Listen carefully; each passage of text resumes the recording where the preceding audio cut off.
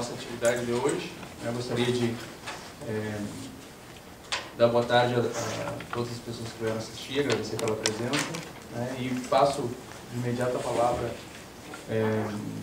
ao professor Itamar, que vai fazer a apresentação, né, dos nossos palestrantes, e em nome então, né, do Centro Brasileiro de Pesquisa em Democracia, que está organizando essa atividade em conjunto com o programa de pós-graduação da filosofia.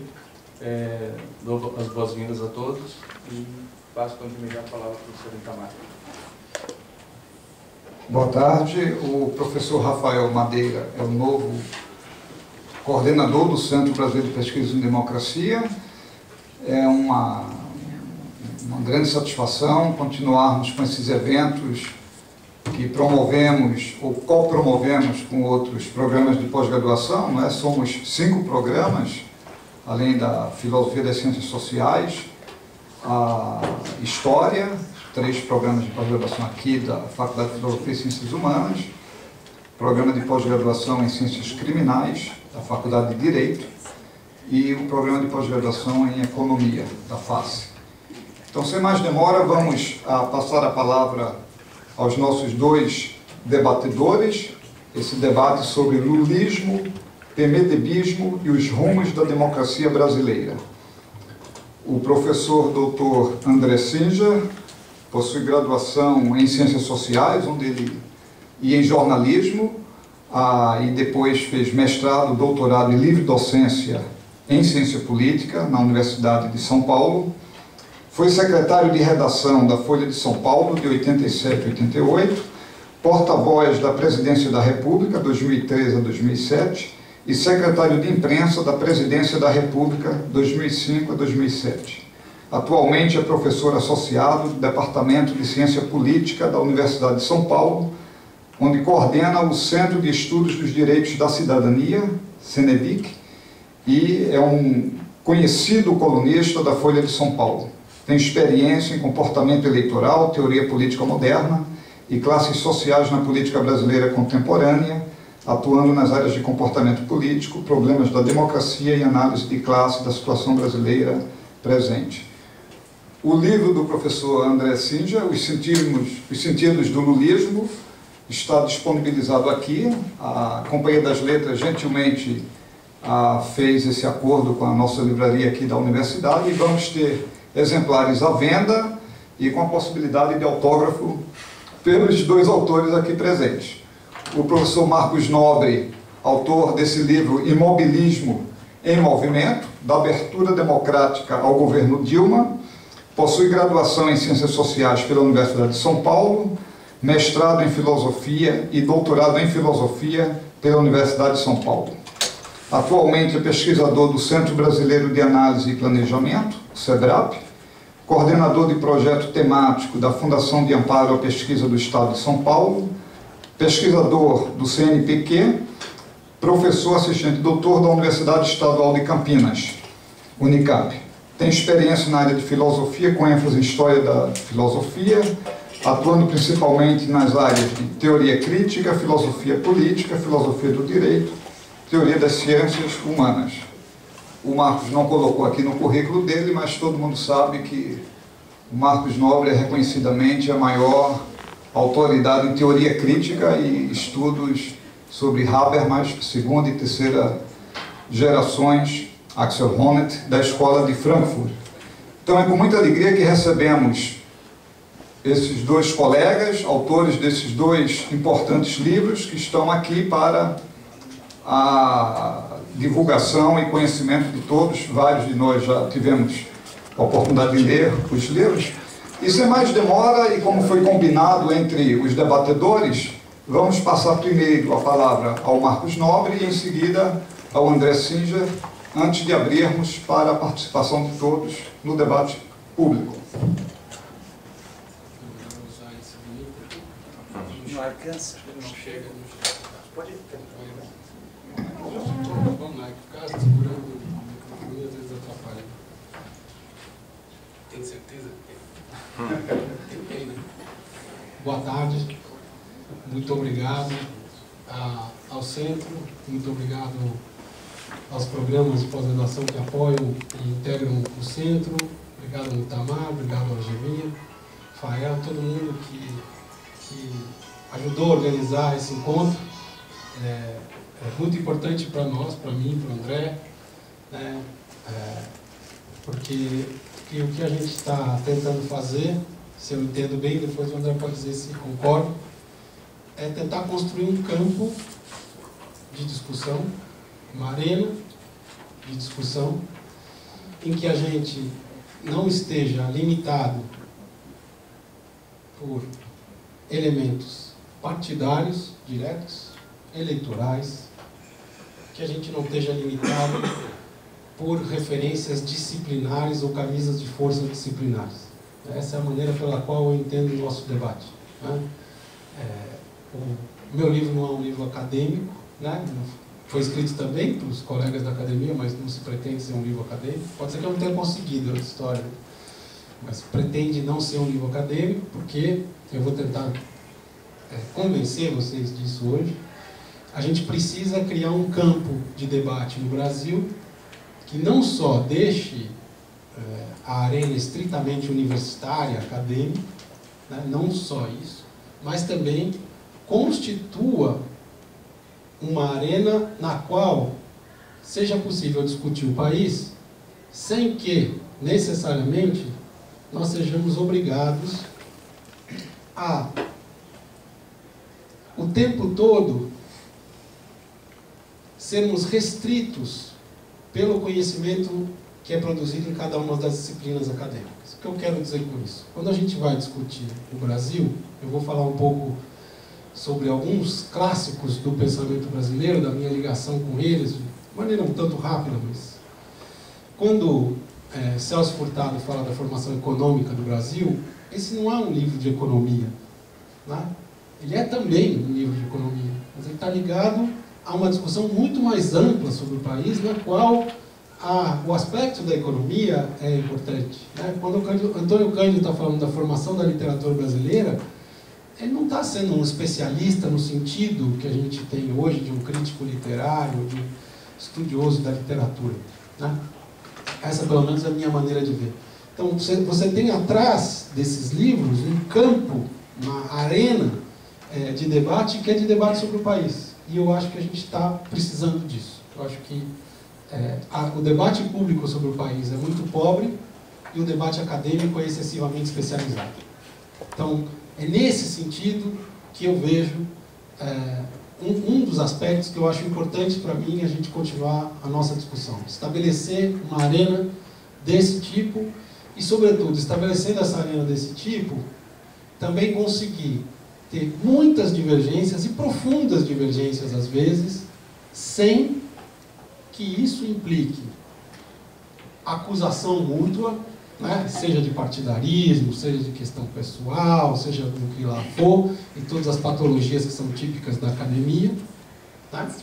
Que a gente consiga isso, que a gente consiga divergir sobre um fundo comum, de uma maneira que pode ser dura, pode ser profunda, mas que é uma maneira em que você considera a outra pessoa, a opinião divergente, como parte do campo em que você está querendo debater.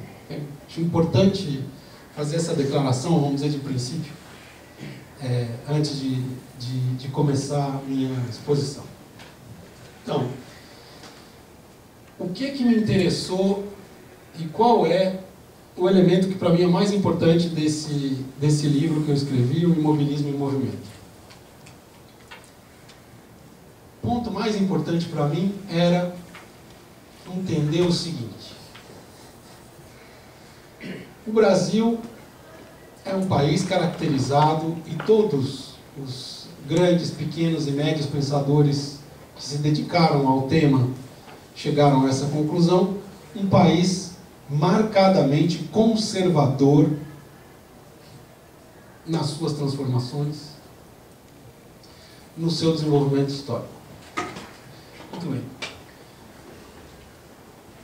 A minha pergunta era: pela primeira vez na história do país, a gente tem alguma coisa parecida com 30 anos de democracia. isso não é óbvio, certo?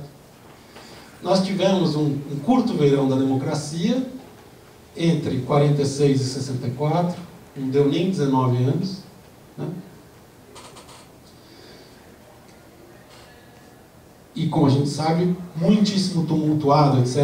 Essa é uma outra discussão, né? Mas é importante também como pano de fundo do que eu estava querendo fazer, comparar o período de 46 a 64, ou de 45 a 64, se quiser, com o período que começa, aí variam as periodizações, né? Se começa em 88, se começa em 79, se começa em 85, que é o período da redemocratização brasileira. Eu vou propor aqui uma periodização para essa redemocratização. Então, a minha questão se torna a seguinte: o que é o conservadorismo democrático brasileiro? Esse é o meu problema. Não o conservadorismo em geral, né? Não o conservadorismo que marcaria a psicologia social brasileira, ou a lógica elitista brasileira, ou a via prussiana brasileira, o que seja, né? A transformação pelo alto, não isso. Eu quero saber o que caracteriza o conservadorismo democrático brasileiro, o que significa ser conservador sob democracia. Isso é uma novidade. Eu estava querendo entender a especificidade desse conservadorismo. Foi isso que me levou a escrever esse livro. Então, evidentemente o Brasil nunca foi uma ilha, certo? Nunca foi, nem nunca será. Primeiro parte de um império, depois parte de um sistema econômico mundial, que não é só econômico, que é o capitalismo, e que não pode fazer do país uma ilha. Então, vamos dizer, o período que se convencionou chamar de neoliberal, e que, vamos dizer, teve um certo auge na década de 1990, ele provocou no mundo inteiro a produção de um novo centro político, né? Uma aglutinação de forças em torno desse novo centro político e, vamos dizer de maneira rápida, um rebaixamento do horizonte histórico, né? das possibilidades de transformação social, uma série de receitas e prescrições que eram características da então chamada globalização. Então, o resultado desse vagalhão ideológico, e não só ideológico, material, ele estreitou o horizonte das discussões, as alternativas de ação, e ele estende o seu alcance até hoje, mesmo depois da grande crise econômica de 2007 e 2008, que se estende até hoje. O resultado de, no mínimo, 3 décadas de neoliberalismo, ele parece ter sido de borrar de uma maneira bastante importante distinções antes muito cruciais, como aquelas entre direita e esquerda, por exemplo. Então, nesse sentido, vamos dizer, o cenário do sistema político brasileiro, eu vou insistir nessa palavra sistema político, ele não difere tanto assim do que acontece no resto do mundo que passou por esse processo. Mas isso é muito abstrato, é muito genérico. Então, o que me interessava era entender como isso se deu especificamente no Brasil. Então, esse é o meu objetivo. Então, não foi em todos os lugares que esse processo se deu junto com o declínio de uma ditadura, com uma aguda crise econômica e com uma transição para a democracia, para começar as nossas peculiaridades. Como também não foi em todos os lugares que esses elementos, em que esses elementos todos estiveram presentes, que uma cultura política conservadora estruturou e blindou o sistema político contra as forças sociais de transformação, em favor de um ritmo extremamente lento de democratização. Esse é o conservadorismo democrático brasileiro. Então, eu chamo a essa cultura política conservadora, porém democrática, em homenagem ao partido que capitaneou a transição, capitaneou a transição democrática brasileira, eu chamo de PMDBismo. Difícil de falar, né? Mas fácil de ver, né? Como opera. Não quero dizer com isso que se trata de uma cultura política que está restrita ao partido PMDB, mas quero dizer que ela é uma cultura política que domina o sistema político brasileiro, e no fundo estou querendo dizer todo partido, grande, médio ou pequeno, quer ser um PMDB, certo? Então, a minha ideia é tentar expor hoje para vocês o que é essa cultura política específica da redemocratização. Então, só para colocar as datas, né? Então, para começar, eu colocaria o marco inicial da redemocratização na aprovação da lei que permitiu a volta do pluripartidarismo no Brasil no final de 1979. Então, quando eu digo 1979, eu não quero dizer lei de anistia.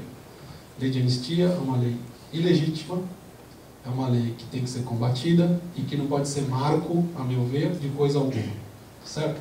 Mas a volta do pluripartidarismo, acho que sim, pode ser uma marca importante para a gente estabelecer o início da redemocratização. Para mim, a redemocratização brasileira, lenta, devagar, conservadora, se encerra em junho de 2013. Se encerra com o que eu chamo de as revoltas de junho, né? Há muitas maneiras de chamar o que aconteceu em junho de 2013 no Brasil, né? Tem esse nome esquisito, Jornadas de Junho, que é uma referência a 1848 na Europa, né? E eu não consigo entender qual é a ligação entre 1848 e 2013, para mim é difícil. Tem outros nomes, né? Tem protestos, manifestações. Eu uso o termo revolta por uma razão muito simples, porque no Brasil é assim que a gente chama esse tipo de protesto, né? Então tem a revolta do Vintém, tem a revolta da Chibata, é assim que nós chamamos esse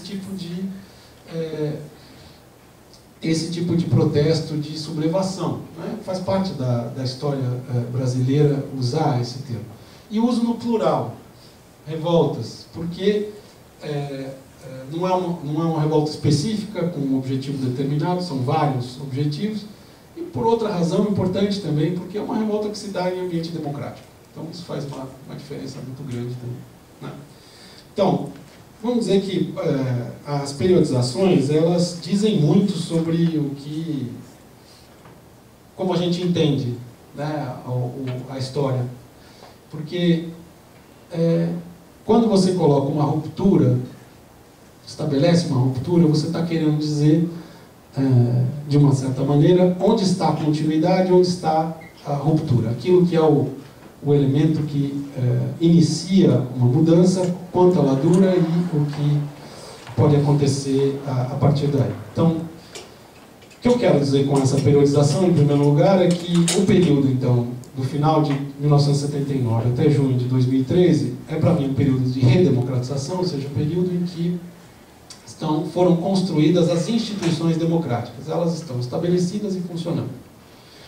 A partir de junho de 2013, o processo para mim não é mais de redemocratização, mas de democratização.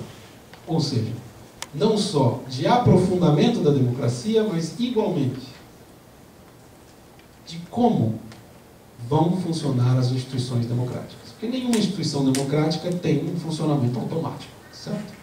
Então está em questão como elas vão funcionar.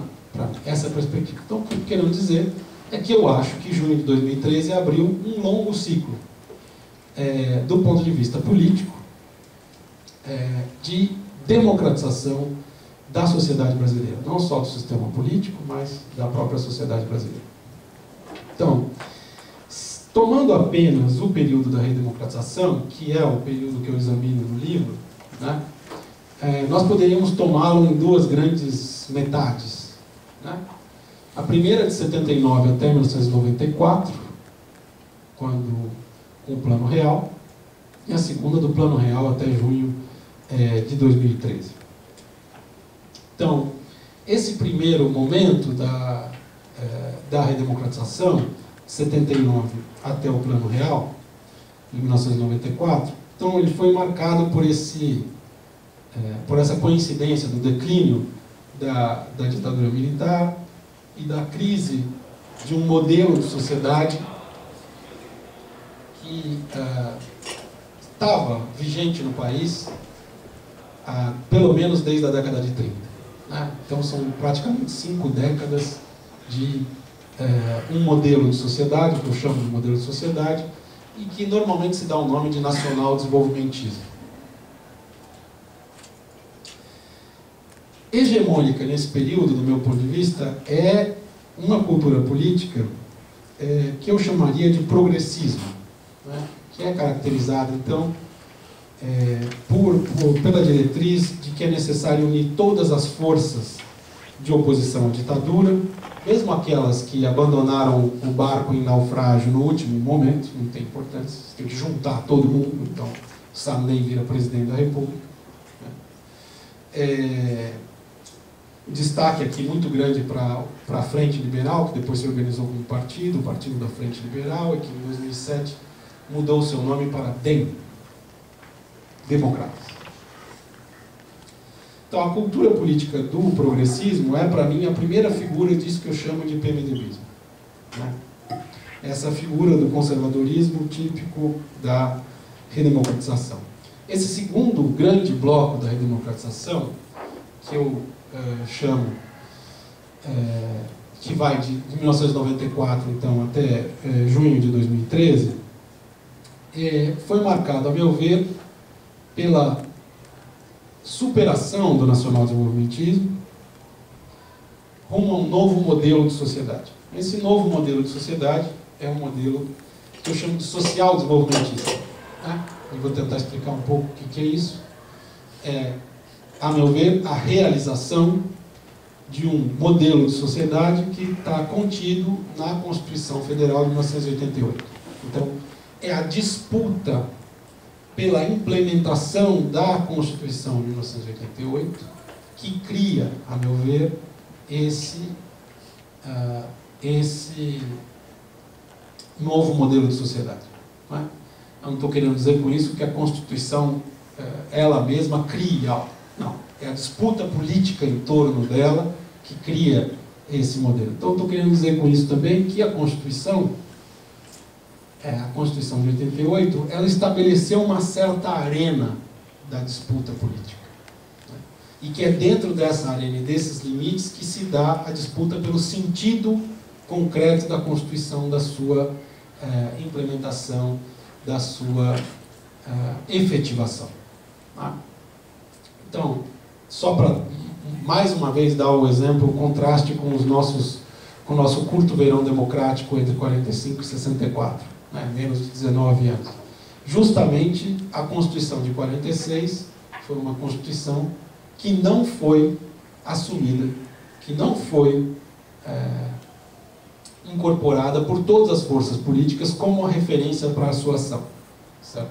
A Constituição de 88 tem essa característica extraordinária, eu acho, no Brasil, de ter se tornado referência para todas as forças políticas atuantes no Brasil. E isso é muito importante. Isso não é óbvio, sabe? E é dentro desse marco que se dão as disputas, para um lado, para o outro, e é essa maneira zigue-zagueante, vamos dizer, na qual participam todos os elementos da disputa política, certo? É dessa maneira que foi sendo construído, com muita dificuldade, esse modelo de sociedade que eu chamo de social-desenvolvimentista, em contraposição ao anterior, ao nacional-desenvolvimentismo. Então, esse segundo grande bloco, então, da redemocratização, o seu marco inaugural é a estabilização econômico-política, e não só econômica, que foi dada pelo Plano Real.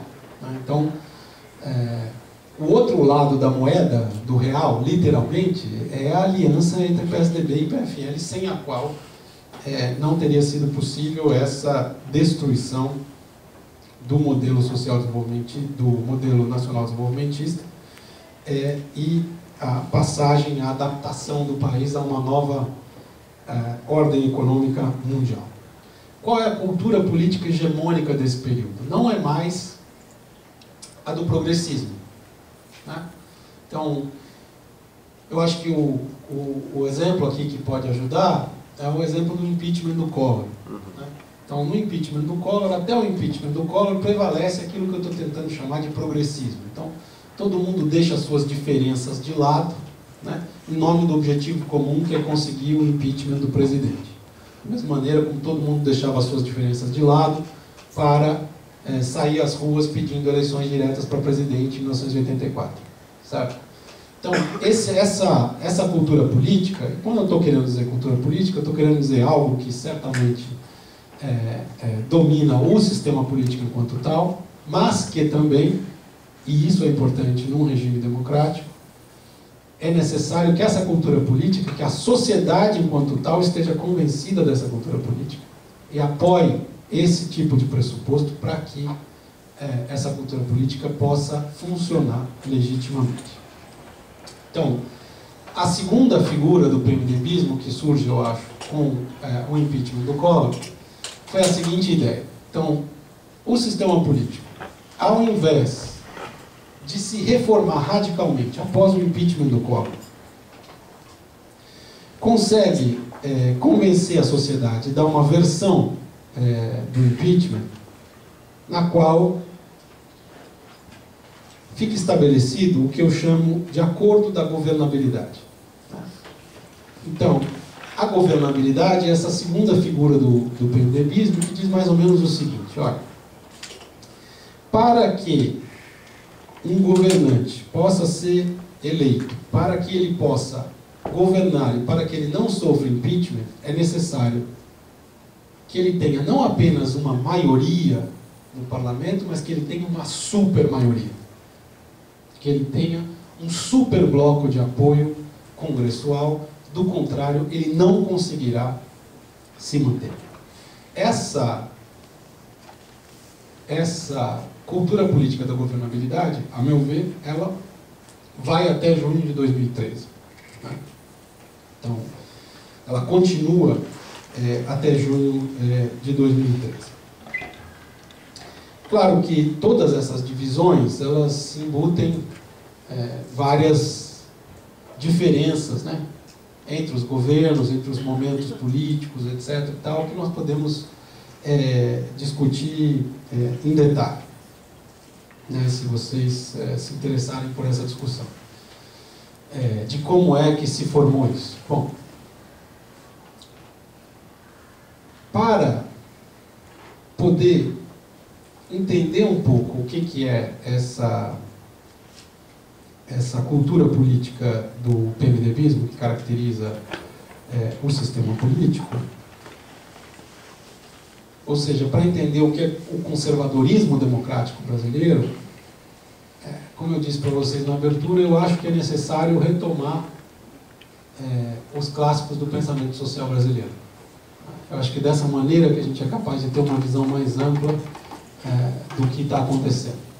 Então, claro, no momento em que eu disse, olha, eu acho que junho de 2013 encerra a redemocratização, porque encerra a segunda figura do PMDBismo, que é essa figura da governabilidade, eu estou querendo dizer que nas ruas, em junho de 2013, ninguém teve que abrir mão de nenhuma das suas diferenças para estar junto em nome de um objetivo comum. Todas as pessoas foram para as ruas com todas as suas diferenças lado a lado, né? Então, essa para mim é uma manifestação de massa que mostra que, a partir desse momento, a cultura política do PMDBismo, na forma do acordo da governabilidade, não encontra mais respaldo na sociedade de maneira definitiva. Então, as ruas em 2013 mostraram um descompasso entre a cultura política que caracteriza o sistema político e uma cultura política democrática que foi gestada na base da sociedade. Daí nós podemos discutir durante muito tempo como é que essa cultura política foi gestada na base da sociedade, apesar do sistema político estar funcionando ainda num registro diferente, né? Claro que aí, por exemplo, a internet, redes sociais, chats, janelas de comentários foram muito importantes, né? porque uma das características fundamentais da cultura política da governabilidade é justamente um monopólio da formação da opinião por parte da grande mídia tradicional. E esse monopólio é quebrado a partir dos anos 2000, quando você tem essa pluralização permitida pela internet. Então, você não tem mais uma reportagem de jornal, de TV ou de rádio, com a qual você pode concordar ou discordar simplesmente, que tem uma mão única, né? Mas você tem a possibilidade de ter acesso a outras fontes de informação, que não só aquelas da grande mídia tradicional. Você tem a possibilidade de discutir em fóruns diferentes essas informações e essas análises. Então, a maneira pela qual se forma a opinião mudou. E essa maneira, essa construção na base da sociedade, da maneira pela qual se forma a opinião e se forma a vontade, eclodiu nas ruas em junho de 2013. Então, as revoltas de junho, para mim, são muito importantes, entre outras coisas, por isso também, porque mostram que tem uma cultura política na base da sociedade que já não corresponde à cultura política da governabilidade, que continua a reger o funcionamento do sistema político, né? Então, isso, vamos dizer, como periodização e introdução geral do que eu queria dizer. Então, eu vou diretamente, vou pular aqui a parte da minha relação com Caio Prado, com Celso Furtado, com Antônio Cândido, né? Com essa tentativa de mostrar por que é necessário a gente voltar a esses clássicos do pensamento social. Para ir diretamente para uma análise do PMDBismo. A única coisa que eu queria dizer sobre isso olha, é absolutamente compreensível que a universidade brasileira tenha um certo temor de discutir fora da especialização disciplinar. Por que é compreensível isso? Porque a universidade brasileira é uma universidade muito tardia.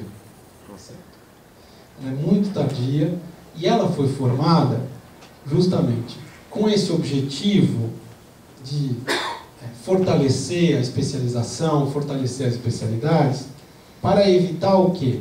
Para evitar o blá blá blá, certo? Então, o que você tinha era um discurso que era um blá blá blá, que não tinha cientificidade alguma, seja na produção de conhecimento, seja no debate público de maneira mais geral. Então a universidade chega para ser a produtora de um conhecimento e de um discurso rigorosos, né? Claro que isso estava ligado o projeto da universidade estava ligado a um projeto de país, a construção de uma nação, etc., né? Isso é claro também. Mas veja, esse objetivo, então é compreensível que as especializações disciplinares elas sintam que há um risco de um neo blá blá blá, de um novo blá blá blá, se a gente não considerar o discurso rigoroso das especialidades. O que eu queria dizer é o seguinte: bom, se a gente aceitar esse diagnóstico, nós vamos ficar entre um debate público pobre e um debate acadêmico especializadíssimo. Se a gente fizer isso, a gente não vai conseguir produzir nenhum debate que se preze sobre o país, certo? Então, do ponto de vista da especialização, quer dizer, claro que nós temos que levar em conta tudo que é produzido nas especialidades da melhor maneira que a gente puder. Mas ou nós conseguimos construir uma arena de debate na qual nós nos arrisquemos a dizer bobagens do ponto de vista disciplinar e que a gente possa, então, no debate, corrigir as nossas próprias bobagens, ou então nós não vamos conseguir discutir o país. E é urgente discutir esse país para além do que vai acontecer na próxima eleição. Nós não estamos conseguindo discutir o país para além da próxima eleição. Então, a cada 2 anos, você discute o que vai ser o país daqui a 2 anos. Então, eu entendo perfeitamente, eu só não entendo por que esse temor, vamos dizer, da especialização, das especialidades, ele se transforma num bloqueio à discussão, sabe? Então, isso eu acho que a gente deveria discutir a sério de que maneira a gente poderia construir esse campo comum de debate, no qual a especialidade fosse alguma coisa que trouxesse novos elementos para ajudar a pensar e não um bloqueio e uma barreira ao pensamento, que é o que está acontecendo hoje com muita frequência. Então, claro, não dá para retomar o ensaísmo característico do pensamento social brasileiro clássico da mesma maneira. Estamos escrevendo num outro momento histórico, estamos escrevendo num outro momento de um outro modelo de sociedade, como eu diria. Mas a tentativa de trazê-los, de atualizá-los, para usar a expressão que o professor Itamar mencionou, o Axel Honneth, né, que é um filósofo da tradição a que eu me filio, para a gente poder atualizar esse tipo de maneira de pensar, esse ensaísmo, a gente precisa também enfrentar as patologias da produção de conhecimento acadêmico, né? E eu acho que uma delas é justamente a especialidade, né? Bom, retomar esses clássicos significa, então, a meu ver, retomar um conceito amplo de política. Política não pode ser só instituição, política não pode ser só sistema político. No meu livro, infelizmente, eu digo isso logo na introdução, eu me limitei ao exame do sistema político e do sistema econômico na medida em que a minha capacidade permitiu. Evidentemente, eu gostaria de ter sido capaz também de fazer um estudo sociológico ou um estudo mais aprofundado das transformações sociais mais profundas, e eu não fui capaz disso. Então, nem falta de fôlego, falta de competência, várias coisas. Mas a maneira pela qual eu tentei mitigar essa limitação do meu livro foi tentando dizer, olha, quando eu estou analisando o sistema político, eu sei que ele é uma expressão limitada da sociedade, eu sei que ele é uma expressão limitada da política, mas ele é, de alguma maneira, a expressão dessa sociedade. Então, eu sei que quando eu estou analisando o sistema econômico, eu sei que ele é uma expressão muito limitada do que seja a sociedade, mas ele é uma expressão da sociedade. Então, dessa maneira limitada, eu estou querendo falar também da sociedade, é por isso que eu uso esse conceito, modelo de sociedade, é por isso que eu digo que a todo modelo de sociedade corresponde uma determinada cultura política, que acompanha necessariamente. Então, a minha vinculação a esses clássicos do pensamento social é basicamente a de buscar um conceito amplo de política, no sentido em que a política ela permeia a vida social, que a democracia não é um regime político. A democracia é algo que faz parte do cotidiano das relações sociais, ou ela não é democracia. Então, essa maneira ampla de compreender democracia, essa maneira ampla de compreender política, é aquela que está envolvida em retomar, a meu ver, esses clássicos do pensamento social.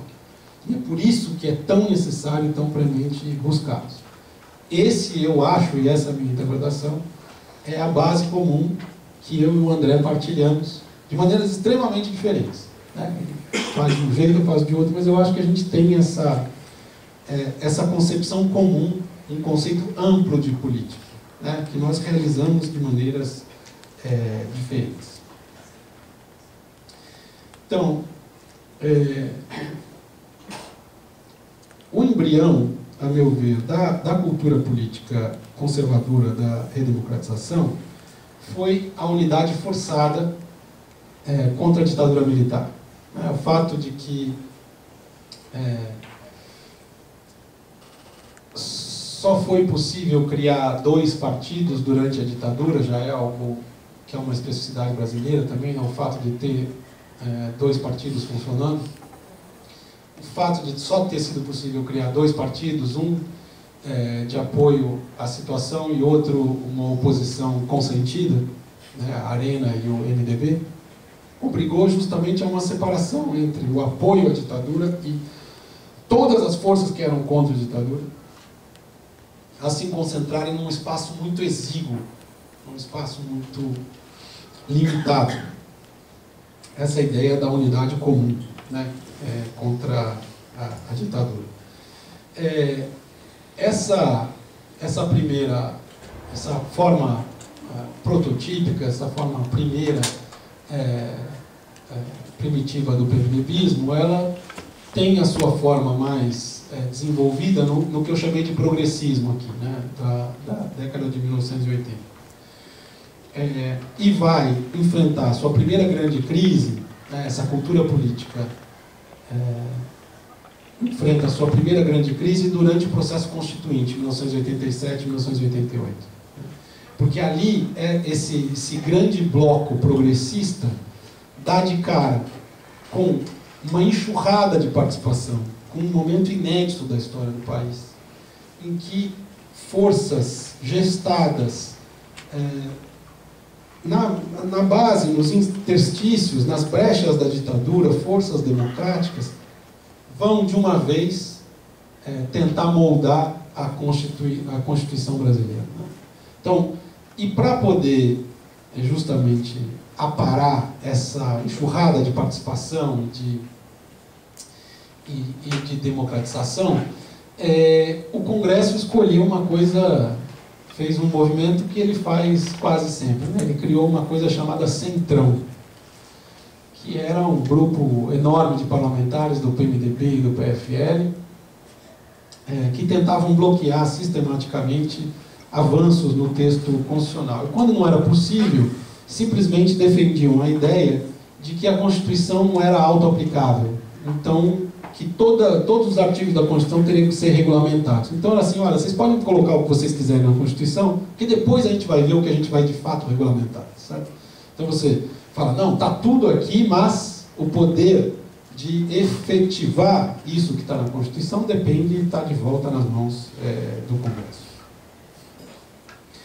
Então, esse modelo, que eu insisto com vocês, não continua de uma forma diferente na década de 90, essa ideia dos superblocos de apoio majoritário, ela tem um efeito muito importante. E eu queria me concentrar sobre esse efeito agora para poder terminar.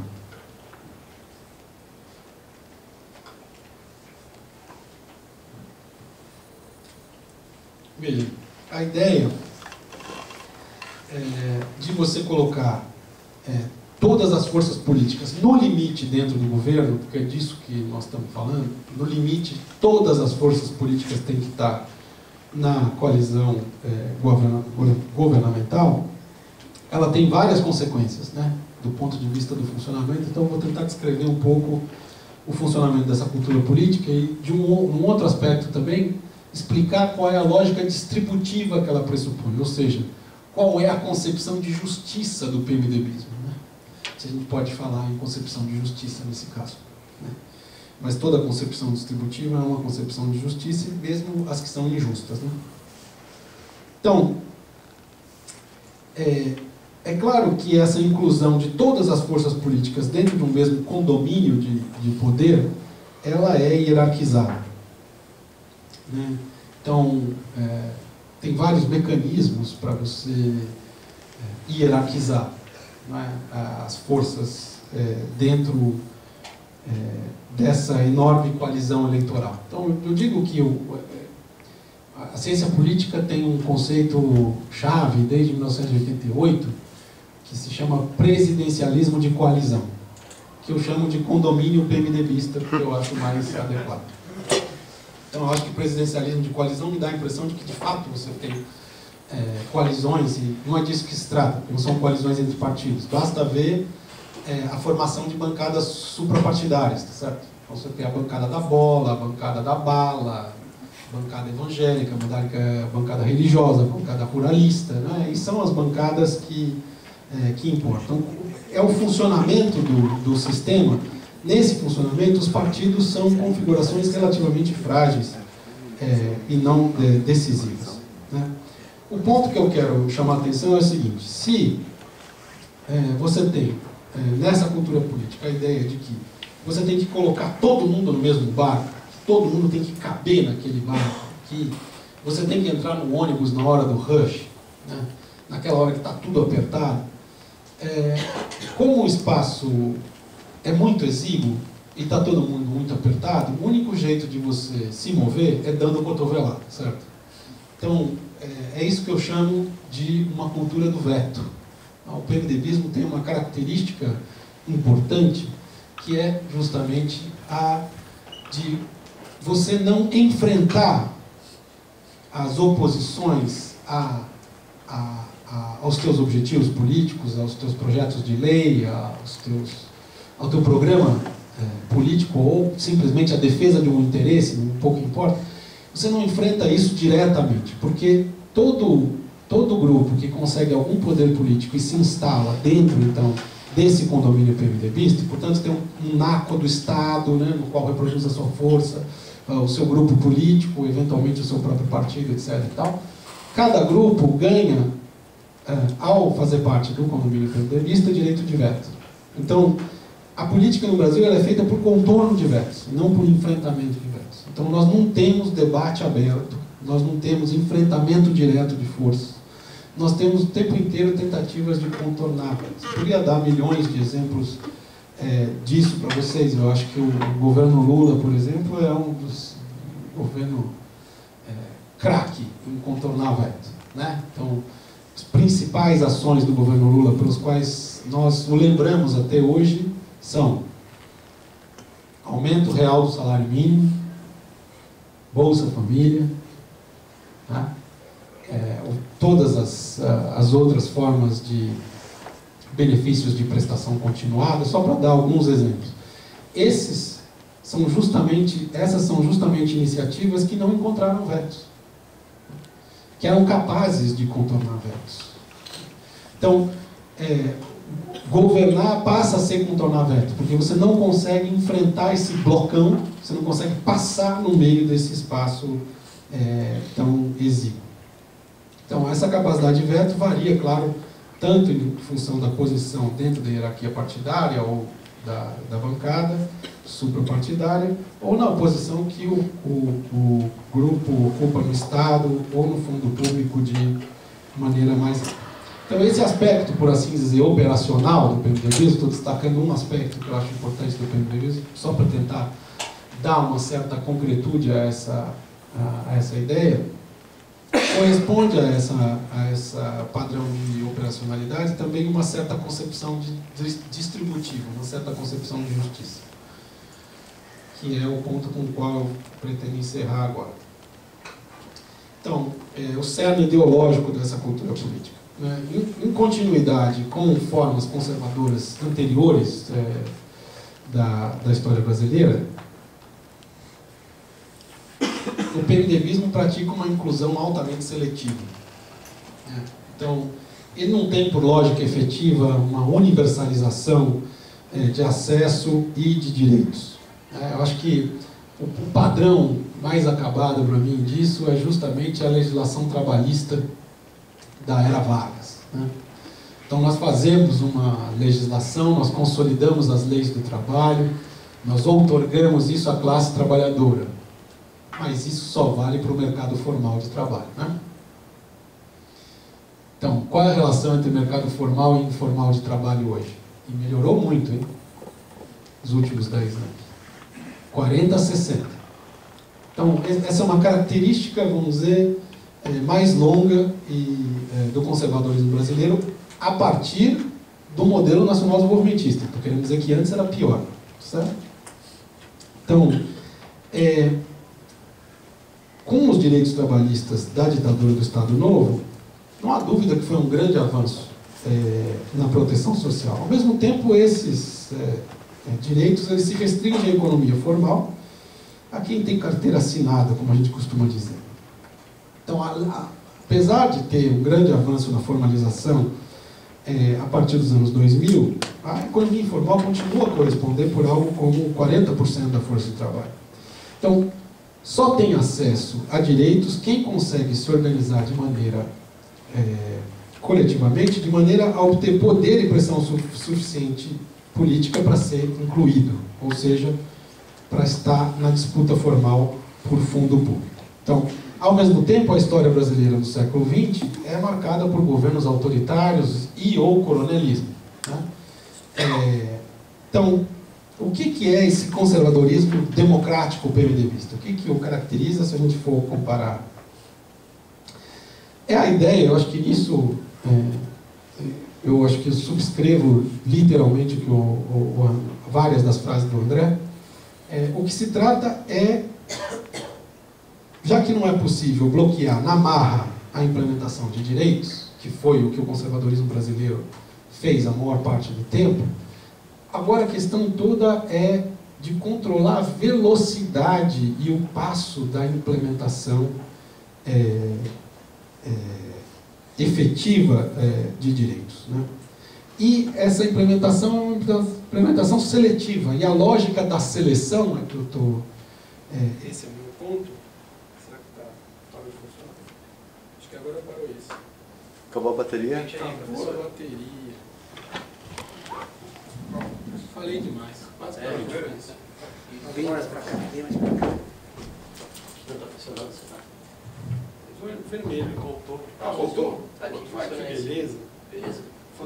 Tá funcionando mesmo? Não. Eu acho que é o móvel voltou. Ah, ele voltou? Tá vermelho. Batinho. Alô. Na barra. E aí? Vem aqui.